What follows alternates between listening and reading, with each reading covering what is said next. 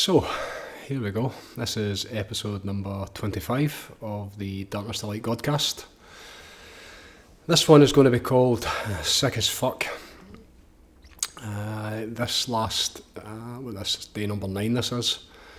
I have been fighting on fronts and in a way that I can't remember in my lifetime being this sick, if I'm honest with you. It's certainly not physically sick, especially after 9 days and everything I've been doing to combat and help my immune system and get back to vitality and to feel where I still am just now. This has been the first day where I've felt any kind of relief. The amount of different symptoms that I've had within my system, the way that it's affected me, and how low I got at certain points of it. It's been an incredible journey. So Sick as Fuck is the name of it. I have been as sick as fuck, and looking into the world and how ill the world is just now, I thought it'd be nice to tie the two together. My own personal situation, what I'm going through physically within my own life, and then also then tie it into the world. And when we look at the the illness and the dis-ease and the sickness within the world. During this there may well be some glitches. I don't ever do takes, it's always one take, but if there is any takes during this at all, it's because I've went to probably cough up a lung or try and clear my sinuses so I can continue to speak. I've not spoke for over a week. I've done nothing publicly. It's been a week today, and that's been interesting in itself.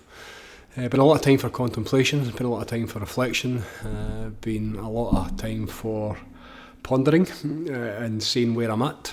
I've actually really enjoyed it, if I'm honest. I have been burning the candle every single end for the last wee bit, especially over the last, it feels like the last couple of months. It's been full on. It's been really kind of pushing it, which is something I've never really done before.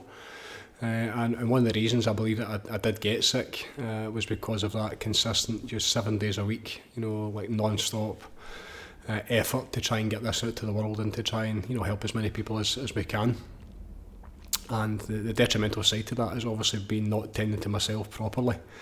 I don't mean physically, in terms of the way that I'm living, diet, nutrition. Sleep's been affected a wee bit. I would say the 5:30 every morning. That's been interesting because although for the last 26, 27 years I've been getting up every day between 3 and 4 o'clock in the morning for my own spiritual practices, for meditation and for my own work. Over the last since this started, the meditations over the last it's been nearly 5 months now. Then every single morning I've been basically giving myself away. And not getting it for myself, so I've been working every morning, even though I've been sitting in meditation. It's not the same thing when you're watching the music and you're making sure that the zoom, the levels are correct, and the people are able to see it, and there's no breaking down and all that kind of stuff. So I've been working more or less 7 days a week every morning, at a time where in the past I would have been meditating, and getting it for myself. I'd have been sitting in alignment and in the flow and in spirit. And that's something that has been through choice I have not been doing for the last wee while, and it's something that I absolutely need to find a way to bring it back into my life again. That's something I've really rediscovered, I think, over this last week, is my need, everybody's need, but at that time in the morning in particular for me, that sacred time to get it for myself. That's where all of this stuff comes through, is in meditation. Everything I do comes through spirit, it comes through meditation. So I think I had a run where I was able to call on my back catalogue or the supplies that I've had to enable us to get to this point where we're at, which is fantastic. We're at a great bit just now. I'm going to talk a wee bit about version 2 of the programme, if I remember, towards the end, and what's coming with that. So the work has been done since January time. Now we're at a bit now where it's it's now it's time to back off a wee bit for myself in different ways. There's been loads of lessons that I've learned, especially over the last couple of weeks in particular, and absolutely over the last week when I've been ill. I have loved the space, the time to basically not be on call to anybody in any way, shape or form, and really just tend to myself again. It's been really needed and something that's been missed. Not that I didn't enjoy the other way, but really as I teach people every single day, you need to get it for yourself first, you need to tend to yourself, and that's something that I've not been doing. So the reason I got sick, all of that, I think the tiredness was a part of it, the kind of staleness and the stagnation It's been since January time, where I've been 7 days a week myself, Michael and Fern. Great response to the Squadcast last week. Thanks to everybody that tuned in. And there will be more of those. The second one is lined up. There are, just now, there's 9 of us all in total within the I suppose, the inner circle, the team that's taking this to the world. And Michael and Fern were the first ones through the door, in a professional capacity, obviously trying to help. They've been there since January time, but there's another team, we'll include myself as 9, so there's another 6 who are giving up their own time, their free time outside their own careers and professions and trades and all the work that they do, giving their time up to try and help the Vortex get to where it needs to go. And again, I think it's important for, this as a vehicle to allow people to see, who we are. And what it's all about, and also see me in a different light as well. I know this can be a wee bit serious, this stuff, when I'm just sitting talking into a mic and trying to get my message out there. And the original plan was to basically do that in the beginning, but eventually, as I get more and more comfortable with it and relax more and more into it, then people are starting to see more kind of who I really am. I'm a guy that grew up on building sites, I've definitely got a sense of humour. I think when you get to know me properly, I'm different for the guy. I think a lot of people look in and they see me as this, whether they think that I think I'm some sort of spiritual being or, some sort of whatever that even means. But, when people get to know me, the boys in particular, I'm just one of the guys. I'm just one of the boys that grew up, playing football on building sites and an absolute sense of humour, which can be fairly dark at times. But the real me is something that I'm keen to allow people more and more in, so the Squadcast, and the people that are going to get run about that, one for allowing people to get to know who we are and what we're doing, but also allows me to take on a different role, asking the questions, which I absolutely loved. It is so much easier than this. I loved it, just with Michael and Fern and hearing their perspective, and there was not a lot of preparation, done in it. That's the good thing about this work. It's fairly easy, we're just talking about where we are. That's why this podcast today, talking about where I've been over the last week and what's going on. Obviously, it's relevant to me, but the information that I'm picking up, I'm really trying to share it with the intention to help people. So it shouldn't really feel like work, so bringing other people in. The next one is lined up. It may well have been this week if I'd been a wee bit healthier, but it looks like when we'll record it, I don't know, but that'll probably be going out next week. I'm really excited for that because the people that run about it are just awesome. They are only goodness, their intentions are so pure. When you get to know their stories, and again, it's going to be up to them how much they reveal.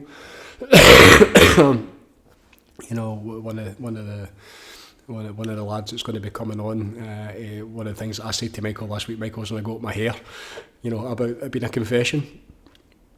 And he took that as he said that this is an opportunity to kind of tell your story, and get it out there. And I thought, I never really considered that, being able to tell their own journey, because most people are on about this, with the exception of probably one. They're all on a healing journey, so that'd be great to hear that side of things as well, hearing where people are and how they get around about the work and, their own circumstances and the stuff that they're dealing with, why, so we can share, the tools and the techniques and where they're at, and how they're navigating their way through it is really important. So excited for all of that stuff. So how I get sick and why I get sick, tired, absolutely, really kind of stagnant, needing a holiday. That's something that's going to be getting addressed very soon, hopefully the next couple of weeks.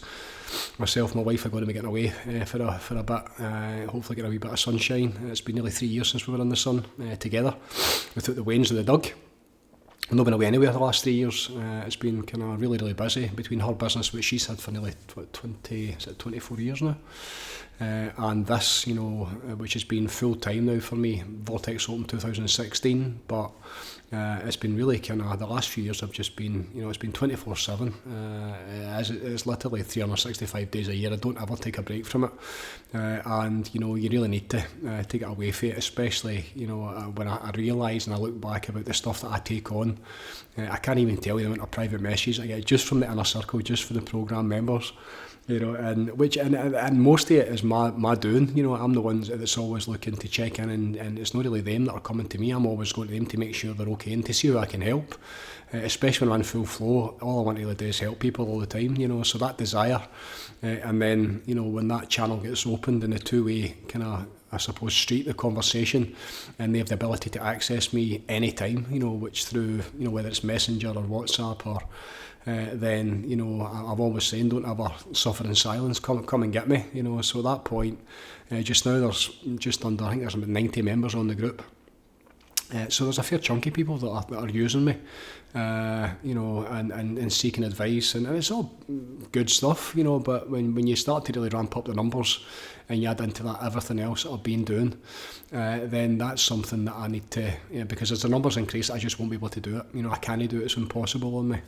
It's too much for me. And, you know, also, you know, I suppose one of the biggest things that got me to this place, or really was one of the straws that broke the camel's back, was the level of work that I'm dealing with. You know, some of the stuff that I deal with is heavy. It really is. And again, because of my own experience, you know, and my desire to help people, when somebody's suffering and somebody's going through things, especially the heavy stuff, you know, especially the childhood trauma, especially the sexual childhood trauma, then obviously, you know, you want to do anything you can to help somebody find relief. And I've known for many, many years now that when I share, you know, the reason I share my story is so that I can give people a voice, you know, because what I'm really doing is saying, okay, this is what's happened to me, and, you know, and this is how I get through it, and this is how I got beyond it, and this is how I found my own healing and my own transcendence. Why do I do that? Well, it's really so they can have, you know, as a starter for 10, having faith that there is a way through it. You know, a lot of people in that situation can be really low. A lot of them are suicidal. A lot have been carrying this burden for, you know, decades. Some of them an entire lifetime, you know, 20, 30, 40, 50, 60, 70 years, some of them, carrying this heaviness round about them. You know, so obviously when you hear that, as a human being, you want to help people find relief. You know, but the way that seems to, it's not just with me, this is really common, I think, but, you know, when you sit with somebody and you have the intention to help them and they're sharing, especially the heavy stuff, you're in it with them and you're processing it with them, and I believe you take on some of that burden for them, and when they leave, you know, some of the miracles that I've seen it again really recently, you know, the miracles that take place when somebody helps to make sense of something that happened a lifetime ago. It's something that can't be fixed with anything. You know, that's a direct quote from them. Something that can't be, you know, the medication doesn't fix, the therapies don't fix, and, you know, thinking about it certainly doesn't fix it, and you can't make sense of it, and you've carried this weight about your whole life, you know, and all the, obviously the emotional damage and the pain and the suffering and the resulting kind of trauma that came from it that leads into the addictions and, you know, the decimation that can ruin people's lives. You know, when they leave and they've found some relief, 99.9 times out of 100, I'm left behind with it. First time I really came across that was back in 2016 when this place opened. One of the ladies that was on that course, I've been working with her personally. It was one of the first, probably the second course that was in the Vortex at the time. I wasn't on it, I was basically living in the house next door at the time. The Vortex was open, upstairs was still getting leased out at the time. I'd moved out of this temporarily when we built the house in the garden before we moved back in again. And I was outside, I prepared all the Vortex for them, and I was outside kind of sweeping up the leaves, and this girl, her mum had died, I believe, or her dad had died just before it, and she was broken with it, she couldn't get beyond it, she was devastated, and I'm outside, and I just tuned into her as I was out sweeping the leaves up, 8:30, 9 o'clock at night on a Friday night, and I could really feel where she was, and it broke me in half, you know, and I could really feel the connection, I'm sure it was her mum. I could really feel her mum was there for her, and which her mum loved her, and there was a message actually came through, which I don't do that kind of stuff, I really don't, that's not me, but there was this kind of real knowing that everything was going to be okay for her, but I felt like at the time I was able to, you know, let it go in some way, and I broke my heart, and it was really heavy going. It was I experienced it for her, the pain and suffering she was going through, and that was it. You know, I took it into the house and I went to bed and I carried it the whole night, and I got into meditation next morning. I was able to let it go, and I saw the next morning before the workshop began, and she was a different human being, and she was full of the joys of spring, you know, in terms of what had happened the night before and how she found this relief and the connection with her mum, and obviously didn't share it with her.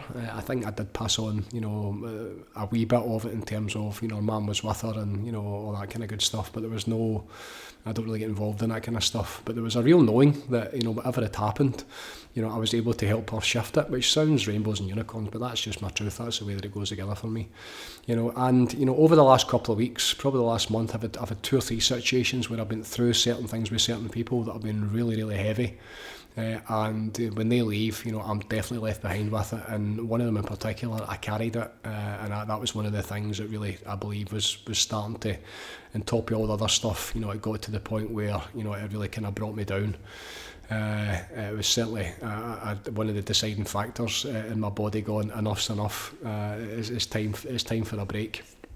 I believe when you do get sick, of all the times that I have been sick, the last time I was proper ill was 2012, which I went to see Tony Robbins. I spent 6 days with Tony Robbins. My wife got me for my birthday, my 40th birthday. Spent 6 days with him, and I came back and it was like a spiritual exorcism. When I came back for 5 or 6 days, I was in a different world. It was like a snake shedding its skin, which is very much what this has felt like this time. It's been like this has been like a spiritual intervention, to kind of protect me, I think, of all the stuff and the ways I've been doing things.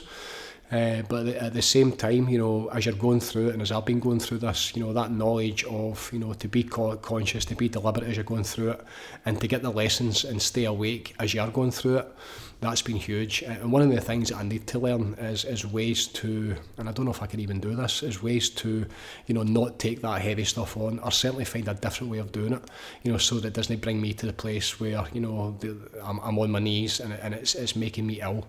The Saj Mark system that I'm in, that I was part of way back, one of the teachers that I listened to, one of the Indian kind of scholars, was talking about how the great saints, they all get sick, and they take this stuff on, and they help people heal, and it's definitely a thing with this kind of work. You definitely, as a human being, and with the desire to help somebody, it's really tricky to find a way to navigate your way through. And it's something I need to do, especially with the kind of the gravity and the heaviness of the information that I'm taking on board, and it's something that can be hugely challenging.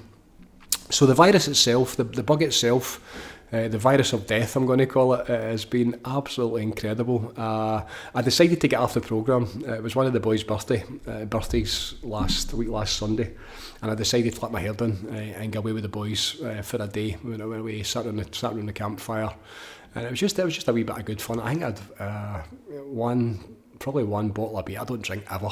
The only time I'll ever have like a beer is when I'm having like a meal, like a Mexican meal, or sometimes like I go for a nice Chinese and an Indian in a restaurant, and I'll maybe have the accompanying, maybe Chinese, but probably more Indian. You have maybe like a nice Indian, like a half pint Indian light that seems to go with the meal. It's enough to get drunk. I'll be driving all the time, and that was the case. Last Sunday it was more a kind of celebratory. It was a wee Spanish Mexican beer.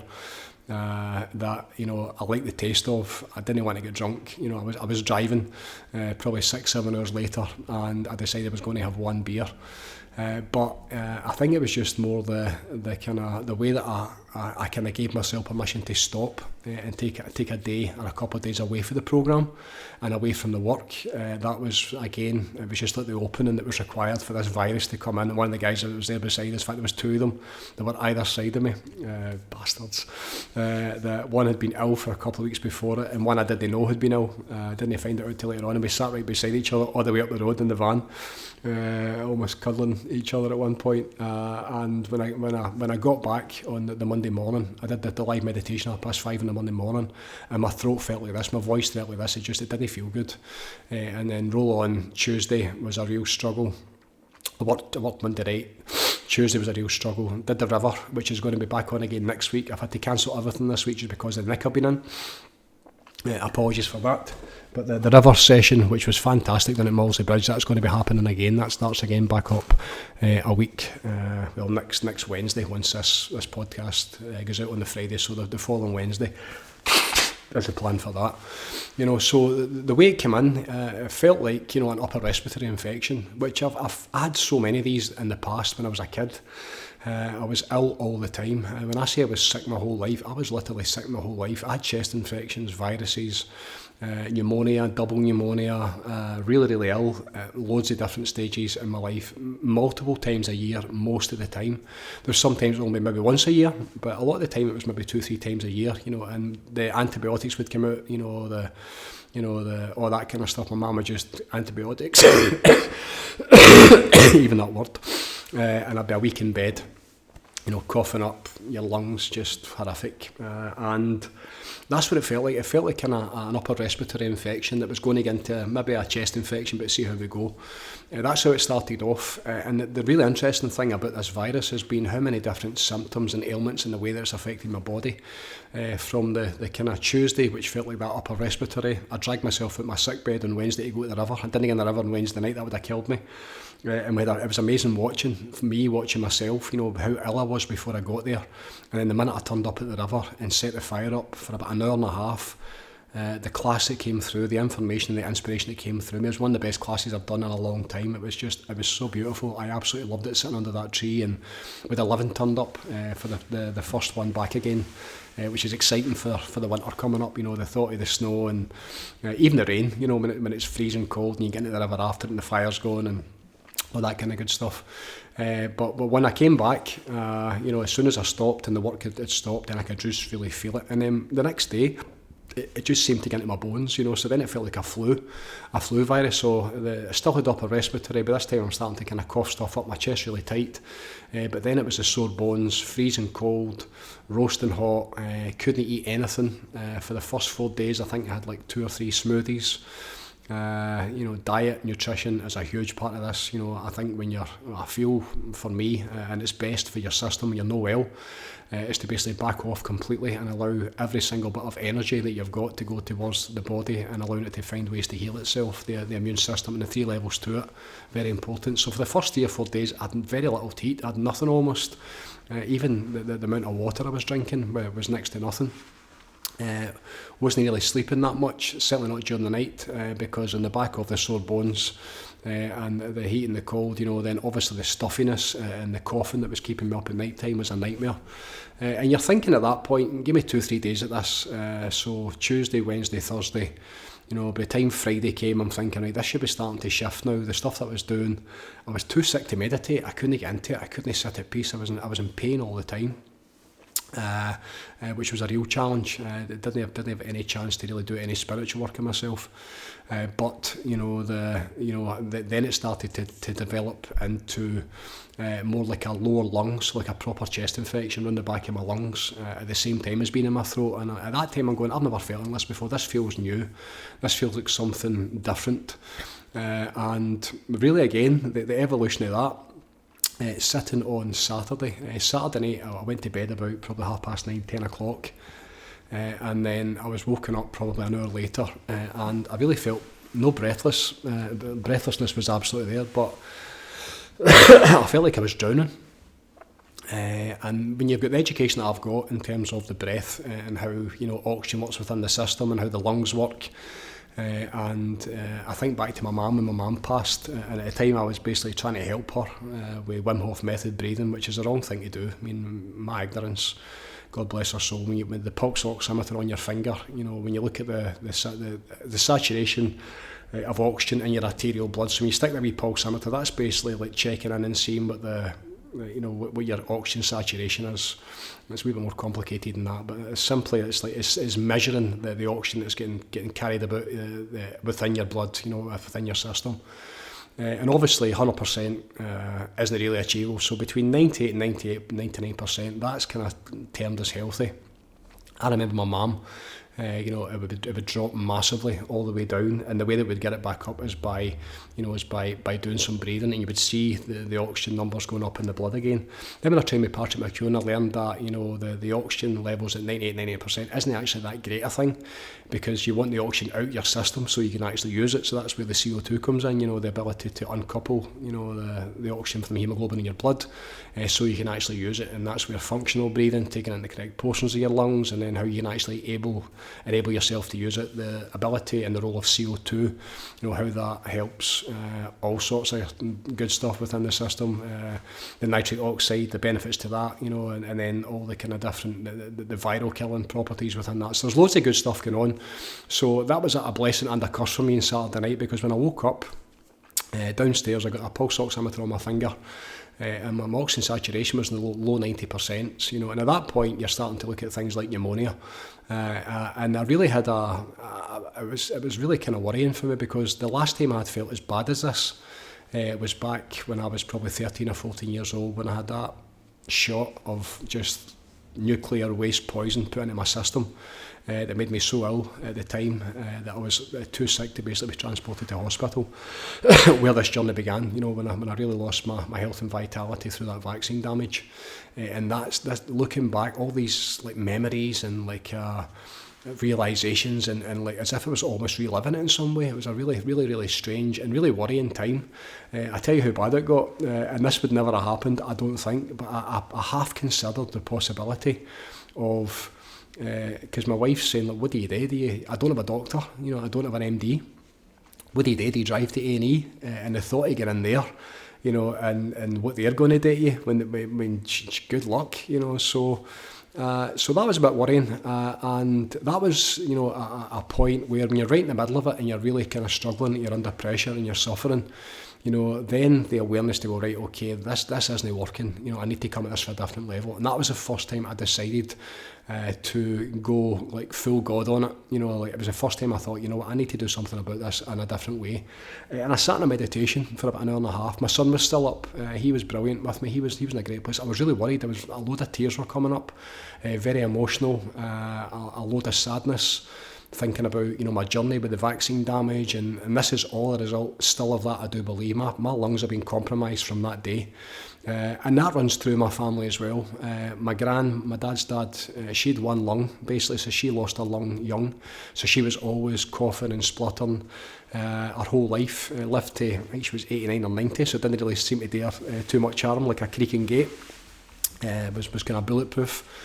And then my mum's mum, she died with lung cancer when she was young. I think she was 56. And then obviously my mum's story, although the system absolutely, I believe that they took my mum down, leading up to COVID. But it was basically her lungs whiting out again, like a pneumonia, which was COVID. They basically ended up taking out my mum, so I've got all this stuff going on as I'm going through this on the Saturday night. My boys sat with me for an hour and a half.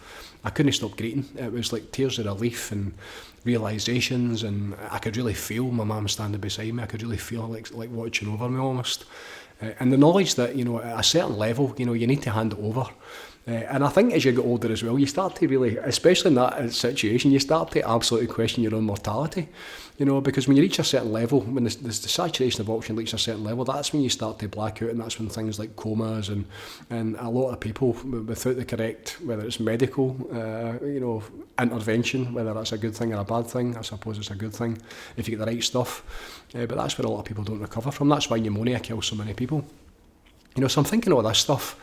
And I'm like, right, okay, that isn't helping, because this is getting worse and worse, and I could see it on my finger, and I could easily bring the saturation back up just by functional breathing. So much gratitude to Patrick McFadyen. What a human being. The stuff that I learned with the Oxygen Advantage training, and also the Buteyko method as well. I've taught a lot of people how to breathe. I teach people every single day how to breathe properly. That's what I do. It's Patrick's system, the Oxygen Advantage system primarily, and the Buteyko method, depending on where they are. But for me, the intentional breath, that's what it's about for me. So once you know how to breathe properly, how to breathe with function, what the body actually needs, to enable it to find its way back to the best that it can get, then at that point it was intentional breath for me. And at that point I realised then I had to come for this for a different place, and I went straight into meditation for the first time properly in a long time, because of it every single mornings, and the realisation of that again. It was just coming from everywhere, the realisation that I'd given that up, with the best intentions to help other people, but I hadn't been tending to myself, and it was just another one of the, you fucking idiot, this stuff, but what is it you need to do, to really get it and get it, and because you need to be tending to yourself, especially spiritually. This centre I've got for well-being, it's spiritual well-being, the health and the mental and the emotional stuff, that's a starter for 10, and I don't really pay that much attention to that. Once you get to a certain level, then it seems to kind of take care of itself. I still slip, absolutely, but it's all about spiritual well-being, and that's something I've not been doing it myself. So the real light that came back on, and the massive shift that was taken, that took place, that enabled me to reconnect back in, and the healing to start, was simply in meditation. And it was a surrender to the divine. It was really sitting and going, what, I don't really know how bad this is. I don't know the medical terms. I'm not going to see the doctor. I'm certainly not driving to fucking A&E to sit and listen to that pish and get pumped full of antibiotics. With a virus, Antibiotics don't do anything. Some would believe they actually make it worse by enclosing the virus. So at that point, I need to come at it for a different level. And we are made of energy. The divine inspiration spirit is absolutely energy. So I handed it over to God, and I sat in meditation for about an hour late on Saturday night till about 2 o'clock in the morning. And the shift that I found, I had a couple of glitches where I just felt this burst of energy coming through me, and I felt my life force just getting this massive boost in the correct direction. I could feel my mum like standing right on my right shoulder the whole time. It was absolutely beautiful, the connection I made with her, and that knowledge that no matter what happens, everyone's going to be okay, which is a great place to be. But the healing that took place within those couple of hours, and then it enabled this virus to then start to shift its way into different parts of my body. It made its way up to my head by Sunday morning. So I've still got that now, so the throat, the head, migraine headaches, like bursting headaches, it felt like it was like massive congestion. So all of a sudden, the stagnation of energy within my nose, like really having to. I'm not even going to go there, but just disgusting. Just having to basically try and clear my airways so I could try and get some sort of sleep at night time. And then when you start to, I wouldn't say I'm out the other side of it yet, but I'm starting to come out the other side of it yet. And the last couple of days has been all about the process of right, okay, what's going on? What is this? What was that? Because for it to go from here to there, to all over, and then all the way back up to back into the head at the same time, and at the same time the stuff that's coming up and coming through. That to me is something that's new. It's new to the market, and I believe, in fact, I know that every virus is man-made. It just is. If you listen to Medical Medium, he was my man. Anything that Anthony Williams says, because of who he is and because it comes through a spirit of compassion and because of his testimonials, 250,000 testimonials, the guy isn't wrong. He just isn't. He gets it. I mean, he talks about viruses, how they started in the 20s and the 30s, and their intention with the viruses, and how they're all man-made, and how all the stuff we're dealing with the Epstein-Barrs and the shingles and all the stuff that's basically making us ill, all the kind of challenges we face neurologically, between the heavy metals and the viruses feeding on the heavy metals, and then the problems that cause with. I mean, for years and years and years, in the last 4 years I've been on a heavy metal detox. I have it every single day, the smoothie, to try and get the heavy metals out of my system, from the poisons of the vaccines and obviously the environmental challenges we face, what's in the air. Interestingly enough, thinking back and looking back just over my phone today, last week when I was doing the videos with Michael for version 2 of the programme, the sky and just how heavy the sky was with what was being sprayed on it. It was, and the amount of people that are coming down with this kind of virus, and really being taken out. Really, really interesting and really sad, when you see that, to think that has been done by design, which it is, to make us sick. Whether it's to just kill us off, or create a life of misery, or whether it's to, create a customer for the pharmaceuticals and or to suppress us, all of the above, a wee bit of everything, I would probably say is the answer to that. But at the same time, me going through it, but without any medications, no throat lozenges, no cough syrup, just basically, breath work, meditation. Eventually, I've had 2 cold baths. In fact, I had 1 cold bath at the beginning of last week, which was horrific. I was in the sauna last night. First time I was in for about 15 minutes. That wasn't great. Didn't feel really good. Felt like it was too much stress in my system. So I backed off from that.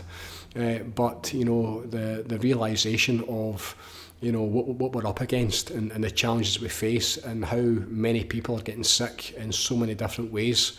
I was tuning into Anthony Williams today earlier on, just watching him and talking about the different levels and the spectrum of illness and dis-ease within the world, and how many people are getting sick and all the different ailments, how these viruses affect at different stages, between the common flu virus and that kind of stuff, these live viruses in your system, what they feed on, how they feed on it. How they were created, why they were created, the negative impact they have on our bodies, how they can, root themselves in the liver in particular, and then how over the course of the next, whether it's days, months, weeks or decades, and then all these mystery symptoms that seem to appear, and not seem to appear, they do appear, and then they're diagnosed as a label, And really modern medicine hasn't got a clue. They really don't know. They'll put it down to autoimmune disease. That's the big thing, autoimmune. And I've known forever that the body does not fight against itself. What I'm facing and the challenge I'm facing in this lifetime is whatever was in that vaccine when I was a kid. That's my biggest challenge. The challenge I've got in my lungs, I didn't used to be like this. I was bursting at my skin. I was just boundless energy before I went to high school, really. When I got to high school, that first year of high school, when I got that, after that, I've been compromised. I've been sick my whole life. Even at times where I was doing ultra distance running and the Ironman and karate, even then, I still wasn't right. I still wasn't like jumping at my skin. I would still be like fighting. The minute I went too hard, I would become sick. So I've been compromised, absolutely, and I am, obviously it's in there, it's in my system. Whether I can get it all out of my system in this lifetime, the stage and age I'm getting to now, I don't know. What I do know is that, the things that I do to combat it, again, it's like when I spoke about the protect the innocent, the challenges of the sexual stuff, that you maybe never get back to the way that it was meant to be, but at the same time, you've really got to try and make it the best that you can. And that's where the significance of, what you're doing to yourself, type of water you're drinking, the type of foods that you're eating, what the body actually needs, supplementation, the quality of sleep that you're getting, the ability to switch off your nervous system, the ability to go from fight and flight, chronic stress and inflammation to rest and digest, the ability to know the toxins you're surrounded by, whether it's candles or whether it's air fresheners or the type of washing up liquid that you're using, or softeners for your clothes, or all that kind of stuff. There's so many environmental toxins that make us ill, and that's before you even get to like medications and the drugs and the drink. Again, they're designed to take us further and further away from the way that it's meant to be. But I think the realisation and responsibility of the ability that we have to do something about it, that's something I am absolutely blessed with. The awareness to see that I can do something about it and make it the best that I can. For the remainder of this lifetime, so it's been challenging. It felt like and it feels like a spiritual intervention. That's what it feels like. I've had a real good look at myself over the last week. The way that I've been doing things, the amount I've been giving myself away, I need to stop. I need to find a different way of doing it. The work that I'm here to do isn't really the way that I've been doing it. We've done the work, the programme, version 2, we're hoping it's going to be out the next couple of weeks, which is really exciting. So that's been all year. It's been 28 years putting it together, but it's been all year. Myself, Michael and Fern putting all that together. Michael in particular has been incredible. So that's ready to go. And then once that's done, then it really becomes a sales and marketing operation, how we can take it to the world. And then for me, my next step is to create, get back to the creation phase, get back to the, being inspired, tending to myself, working on myself, finishing the book, which is nearly done. It's just needing a couple of chapters rewritten. I might take one of them out, although I might not. The one I was thinking of rewriting was about old, what's his face? The Ice Cube, Hoff. I saw yesterday that he's been allegations of just horrific, kicking his pregnant wife, one of his wives in the stomach. That's the allegation. A man called Scott Carney, talking about who is he? Who is this man? And I've been saying I was probably one of the first that called bullshit on him because of my own experience. I saw him straight away. When he switched and flipped, I saw him. I saw who he became. I could see his intentions, and then when he let me down the way that he did, So one of the chapters, when I wrote the first time I wrote that book, before it was deleted off my hard drive through the cloud, Microsoft at the time, I lost everything. That was 3 years ago when the book was finished. If you'd have read the book then and what I thought of Wim Hof then, it was guns blazing. I'd have been sitting in court with him. And then the last version I wrote was a lot more, it was a lot softer and a lot more gentler and easier, and I was seeing it, I suppose, coming for pity on him. I really feel sorry for that guy, I really do. I see him as just a sad, broken individual who's basically living a lie. That's the way that I see Wim Hof. And I may be wrong with that, but that's my take on it. But then when you see that yesterday, when I saw the latest video and the documentation about, there's so much darkness running about that, the whole thing, and the lies and the deceit, and the truth that sets us free. That's the whole thing. It's the truth that's going to set us free. And if there's any sneakiness or stuff that's been hidden away, it's going to come out. That's the thing. I don't have any skeletons. I've got nothing to hide. I really don't. I'm basically for 1996, where I've been on this journey of self-discovery and then helping people. All I've ever done is help people. I've got nothing to hide, and I'm absolutely brutal with taking people out of my life. But I'm always truthful. I'm always brutally truthful a lot of the time, and that can be hurtful. But I've never intentionally hurt anybody. I've never went out my way to try and to be nasty towards anybody, or hold people down, or suppress them, because it's for the greatest good. I know that, so now, once I possibly read, and maybe even go even more gentle on them, and rewrite it again, and try and help them. That's what the man needs. He needs help. He fucking needs something, so as a lot of them do, which I'm going to move on to in a wee minute. Because the sickness and the challenges and the darkness of this world, and the illness that I've been going through, and the solutions that I found with that spiritual meditation and really the reconnection process, and how much that shifted my consciousness back up to where I had to be to allow the healing to start taking place again. I talk often, I'll say it often in classes that God doesn't know what cancer is. Because it's just this field of divine perfection, and people go and they pray, as I did as a wee Catholic, please, a new pair of Fitbit boots, or please, my gran at the time, we should cancel, praying for, and God doesn't know what cancer is. You need to, for healing to take place, you need to become the divine, you need to become the vibration of the divine, and then all of a sudden that light will lift up the darkness, and then all of a sudden the dis-ease disappears. That's how it really works, isn't it? The horrors of the world, and the answers to the problems we face, especially over the last wee bit, looking further afield, from Wim Hof to one of his pals. I put a post out yesterday about your man Brand, or Russ, sitting with the diddler, and it's just like, I watched him and became a Christian, which is fascinating. And why is it as well? That's the bit I'm really watching just now. A lot of people, a lot of channels, they talk about God, and they're really like having a go at the dark side of the world, and the horrors of the world, and how bad the world is, which it is, absolutely is, in so many different levels. But almost every single time, especially in the Western world, they relate the only way you can get to God is through Jesus. And every single time I hear that, I go, like, fuck, really? Is that the only way? Like, you need to become a Christian and go through, because I don't believe that's the way. I really don't. I don't believe Jesus believed that was the way either. Jesus believed that the way and the truth and the light was to become the divine, to know that the kingdom is within you, and this ideology of Jesus Christ is the only way you can access that. Again, that's the religion. You need to go to them to get it. I don't believe that. And thinking back again to, where is it? Saj Marg. This dude here, Babaji, one of my teachers, a man who has been, I really feel, helping me for a long time now.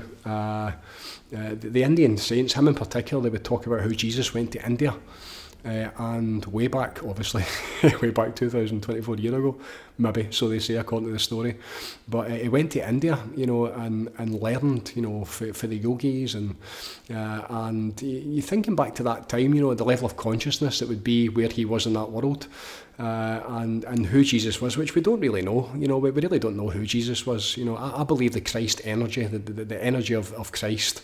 I believe in that absolutely. I believe Jesus Christ, absolutely. I do believe in Jesus Christ, there's no question whatsoever. But the story that goes with it, and especially the way that it's been handed down, and the stuff that's been held back in terms of the Bibles that have been held back, and the information that's been held back, and how it's been dressed up in different ways. Even the fact that Jesus had blonde hair and blue eyes, that part of the world where he was, that isn't a thing. So is that so I can tune into him, and it's like there's too many holes. It just doesn't feel right. It doesn't feel right to me. But I do believe that whatever he did and whatever his teachings were, they weren't religious teachings. Religion came after that. So. To think that the only way is to get to God, and to reach that place, of enlightenment is through Jesus Christ. I don't believe that. I really don't. I think that's wrong, and I think it's something that needs to be addressed, and something that needs to be transcended, because it's in every single one of us. The same power, as he said, as JC said, you know, anybody can do this. That's a paraphrase, obviously, but anybody can do this. The things that he was doing, he said in his own words that anybody can do this. If it's in him, then it must be in everybody, and I believe that, and that's where the purpose of meditation, you know, and getting quiet, to be still and know that I am God. You know, I might not be the full thing, but I absolutely carry a piece of it inside me, as do every single one of you who are watching this. It's inside of us. You carry it in your heart and you carry it in your soul. That divine essence, that's who we are. We come from it, we go back to it, and in this lifetime we absolutely have it inside of us. And unfortunately, that's the bit they're trying to keep from us. That's the big secret. There you go. That's the bit they're trying to keep away from everybody. That unit of knowledge, that unit of experience of God that's inside you. Religion, all religions absolutely keep you away from that. No matter which one you look at, it's all about come to us and we'll give it to you. And to do that, you need to bow to us. You need to basically give us and you know, sign up for us, and we'll sort you. And that never ever happens. You never get there by doing it that way. You just don't. And you know, the way to do it is to get it for yourself, which is a real, you know, it's a, I suppose it is a threat to organised religion, and that's obviously challenging for me, because anybody that's ever done that in the past, it doesn't bear too well for them. So that's something, we'll see how that goes in the future, you know. But the kingdom of God is within you. It is the divine essence in every single one of us. We carry it inside of us, which is sometimes hard to believe. When you see people like the Diddler and Russell Brand, and the post that I put up yesterday was how Russell Brand, when I watched him switch to Christianity and getting baptised, I could feel it. I knew something was up. I thought at the time was because it was basically, you know, these laws that are coming in, how you can't basically criticise religion. I thought it was to do with that. You know, I thought it was how you can't do that. And I thought, well, maybe he's just switching over so that, you know, when he starts to talk about being religious, then you can't say anything against him. Which is madness. You know, the fact we can't basically speak freely, as I'm doing here, speaking my truth. But you know, the way that, you know, he has placed himself, you know, in terms of being this, always in the Bible, reading the quotes, like Jesus said this, Jesus said that, you know. And so at that point, when I saw him, the post that I put up was him sitting in a private jet with Diddy, and there's loads of videos. Apparently, I've not been watching it. I don't really see him, I'll be honest with you, but there's loads of videos of him and Diddy talking about their parties and what they do and how they did it and all this kind of stuff.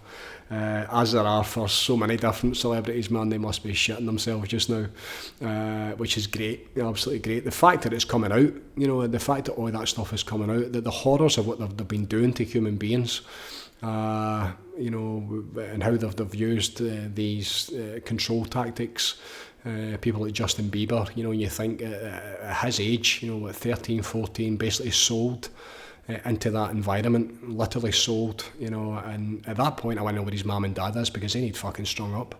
To think you could sell your son the way that he was, and the goodness that is in that human being, and the light that is in that human being, was in him and is in that human being, to sell that to Sean Combs at the time, and to hand him over the lions, you know, all of them, every single one of them. I mean, I'm looking straight away for his parents. I saw his mum earlier on was basically, how could they do this? And I'm thinking, you absolute fucking bastard, where were you?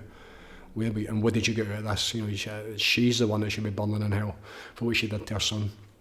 You know, so it's at a point where just now, you know, when all Russell starts to go, aye, but now I've seen the light, now I've been baptised, now I stand with Jesus, I'm like, nah, you don't get to, you know. Now, if he'd came out and basically held his hands up and said, right, okay, here is what I've done, I repent, I am sorry, how can I make amends, which might mean going to jail for ever and a day, but at that point, you know, if he told the truth, as with Wim Hof, you know, Wim Hof just needs to come out and say, you know, all the thing Wim Hof had to do to me was apologise.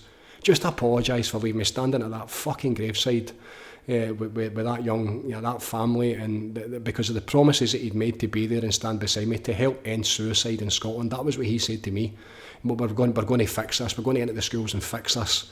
And because of his story, And I think that is now a story about his wife suiciding. Again, the way I was brought up in that, you know, about when I sat with him for the first time, I says, what your family went through, you know, I want to help that so that doesn't happen to people. I'm running about suicides every single day. I hear it almost every single day, so I want to help that. So when somebody basically like fucks it up and makes a complete rip-roaring fucking arse of it, at some point they need to apologise. When I went back to Wim's house for the first time, I went for an apology. All I wanted for him to do was come in and say, you know what, Jim, I let you down and I'm really sorry, how can I make it better? And you know what he did? He walked through and he cracked open a can of beer and nicked a can of beer, and the dancing bear, yeah, fuck off. And at that point I was finished with the man. I was done and dusted. That was it. I was out.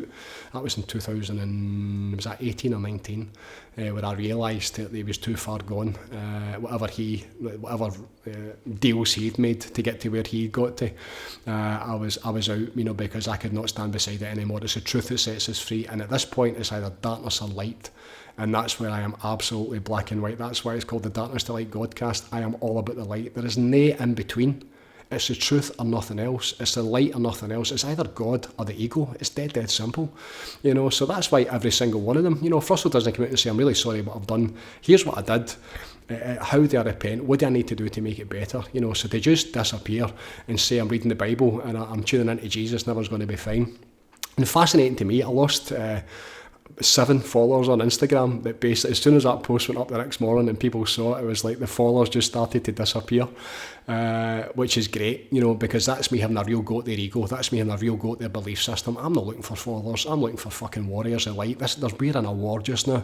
Our souls and our kids' souls and our grandchildren's souls are literally on the line just now. This planet is on the line just now. But, you know, the light that's coming through, the light workers that are here, which is real power. You know, there is so much power within this world just now. There is so much awareness and goodness in this world. And really all the support systems of the darkness, you know, between the media and Hollywood and the music industry, the banking system, you know, countries are literally in free fall just now, which is a wee bit challenging because we're going to have to get through it. But at the same time, it needs to come down. And what's going to be standing on the other side, that's the bit that I'm excited about. That's why I do believe, and that's what I feel this work is what it's all about. It's how we build it on the other side. My job just now is to get this out there, to finish my programme. Once the book's done and dusted, I'm going to completely finish the programme. That's going to be the rest of this winter time. That's going to be my main focus. And at that point, it needs to be passed on, because these tools, these techniques, these simple steps that are based in Mother Nature, that are based on the elements, that are based on common sense, that are based on making you feel good and being happy and being joyful, and they are absolutely based on the reconnection back to God and the divine. That's how we make it better. That's how we get the world back to the way that it's meant to be. And that to me is really exciting, you know. So it doesn't matter where we are. It doesn't matter what we're going through. I have no fears for any of them. None of them. Like, come ahead, bring it on. I have no fear, none whatsoever. Because as I say often, I'm a soldier of God. I work for God. I work for the light. No religion. I don't work for Jesus. I don't work for some dude sitting on a throne with a beard on that's going to give me access to heaven. I'm not talking about that. I'm talking about truth. You know, I'm talking about the way. I'm talking about the way that it's meant to be. I'm talking about harmony and coherence and in alignment with our true nature and this planet back into balance, the way that it's meant to be. That to me is the divine. That divine essence, like back to the way that it's meant to be. That's what I work for. That's what it's all about. And anything other than that, you know, so all the transgender stuff, all the black is white and male is female, and like at some point you need to go, you know what, fuck off. No, because that's not the truth. That's been made up and it's been manipulated and it's been created by man.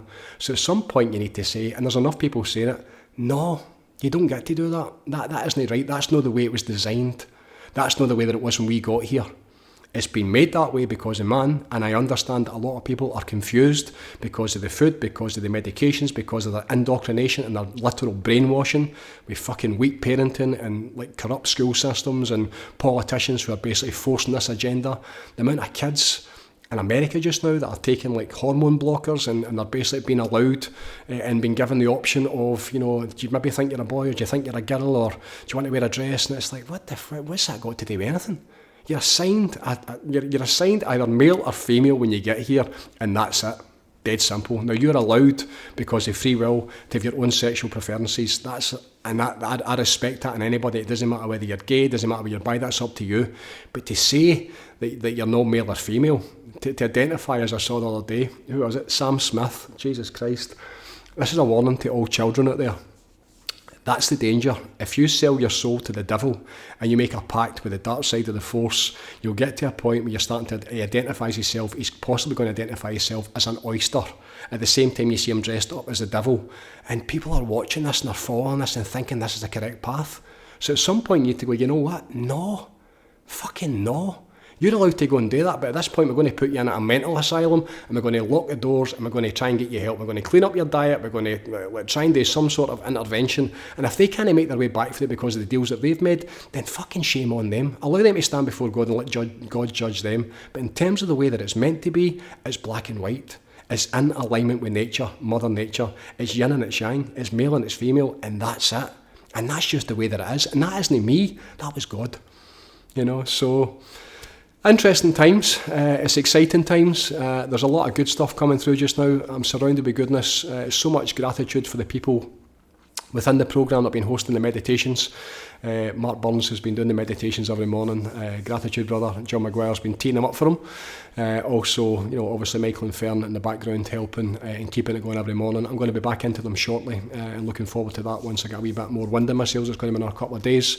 It's a great time. There is a spiritual revolution going on just now. There really is. And all focus needs to be on the light. All focus needs to be on the answers. I think you need to see how bad it is. And that's something that's going to be difficult for a lot of people as they go through the next wee bit, especially with the Hollywood stuff and the music stuff that's going to be hopefully coming out. Whether it comes out or people need to see that, I don't know.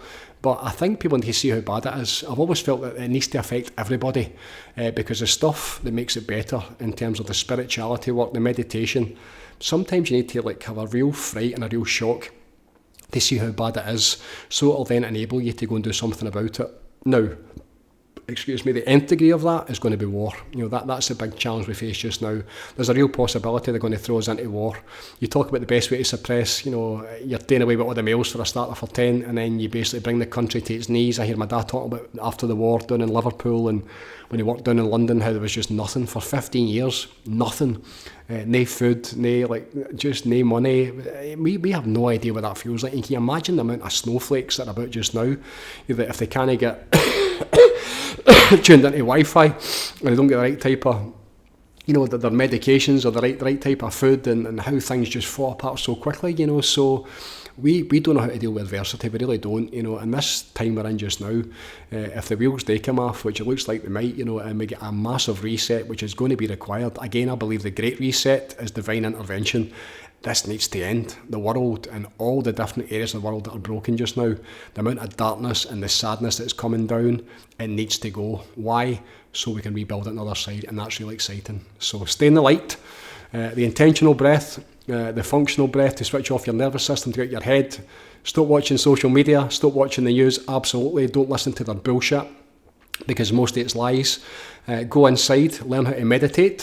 One of my wife's teachers, a really advanced yogi, a man called John Scott, travels the world, and Jill was telling me a wee story. She trained with him up in the west coast of Scotland, maybe, I don't know, 7, 8, 9, 10 years ago maybe. Really advanced yogi. Must be in his 60s now, John. And right at the end of the conversation interview, he doesn't do a lot of interviews, one of the interviewers was asking him, was like, what is yoga? Explain what yoga is for us, please. And the only word that he used to explain yoga was meditation. And that's great. That's absolutely great, you know, because for how long have I been saying it on you, the amount of just bullshit yogis that are out there. I mean, do I want to specifically get into names? Maybe I do at some point, you know, but the amount of people that are selling 200-hour yoga classes for all these wee lasses with pumped up lips that basically want to look with the Dolly Bird teacher who's selling her... sold full fun days, the sold full fun days, you know, just come and be like me, let's teach yoga, but they don't know how to meditate, they don't know what meditation is, you know, they're basically doing their yoga and they're doing all their wee fancy moves so they can make money. That's not what yoga is, you know. So yoga means union with God. So spirituality is the answer. Spirituality, union with God, that's the solution. That's what fixes everything, you know. And all the different bits to that, and all the people that are basically making money lower down the chain and selling something that it isn't. It's a time for them to fucking let go. They need to leave because they're not yogis. You know, they don't know what they're doing and they're in it for the money. So that needs to be addressed as well. So happy days. I'm feeling a bit better after all of that. The light, the answers, the solutions are dead simple. To reconnect and to remember all that you are, back into the self, back into your heart, back into your soul, out of the head, to transcend the ego, your belief systems, who you think you are, all the stuff you've been taught along the way. We need to let go of all of that, and that's what this work is about. That's what the programme and the Vortex is all about. There are so many different ways you can access this now. Between the programme, which is £1 a day, the new version too is going to be, there's different levels to it. Michael's been working on that, so that's exciting. That's going to be out hopefully the next couple of weeks. We've also got the Vortex here that I'm sitting in just now, the Monday Night Boys Club. That's for programme members only. Yoga, who with my wife, who is an actual yogi. She teaches yoga, reconnection, union with the self, in the most beautiful, gentle, loving way, the divine feminine that's coming through her. That's every Tuesday night. Wednesday night we're down at the river, reset and reconnect, breathe and believe, back into nature every Wednesday night. And then the Friday nights in, they're going to be coming up as well. I'm going to start to do some more Friday nights in again. It's been really busy, and people are asking for the Friday nights in. That's a snapshot of everything that I'm doing, the Friday night in. And then obviously the weekends away, the retreats is interesting. The ceremony between the next one's the 8th and the 11th of November. There are still spaces left on that. That's an exciting weekend, a wee bit of plant medicine, as well as all the other stuff, this being in the space, the being in nature, away from your phone, the breath work, reconnection with human beings, reconnection with the earth, reconnection with the cold water and that freezing cold stream up at Bermollet Cottages. Can't wait for that. And then a wee bit of plant medicine to enable the doors to be opened in a spiritual context, in a spiritual way, to enable consciousness to expand so we can see things from a different perspective. So the ceremony retreat is something I am absolutely, that's something that I believe everybody should go through. It's a tool for healing. It's a tool for getting going in and getting a fresh look at a perspective on yourself to see how you're doing. Why? So we can make it better. Dead simple. So we can go and improve and make it better. As with everything I'm doing, it's all about that. It's about constant, never-ending expansion. How do we make it better? How do we get to that place of enlightenment, which is a direct experience of the divinity that's inside each and every one of us? That's what it's all about. It's available to all of us. So there is a path, there is a way. I have worked out for myself. I'm teaching people every single day. The people in the programme are getting it. It's not just me. I'm no mental. It's normal people. It's brickies and people that lay flares and housewives and mammies and people that work in call centres that experience the divine. That's their words. That isn't mine. They're getting it every single day in meditation. They're tapping into God and the realisation that the divinity is inside them. And what happens when that takes place? The whole world changes. And that reconnection back with yourself, you take that into your family, your inner circle, your friends, your workplace, onto the motorways. That's how we start to get it back in the right way. That's how we start to shift things back to the way that it's meant to be. One soul at a time, every single day. The way is the absolute way. God bless you all, my sisters and my brothers. Thank you again for listening. I will see you all very soon. God bless. Take it easy and bye for now.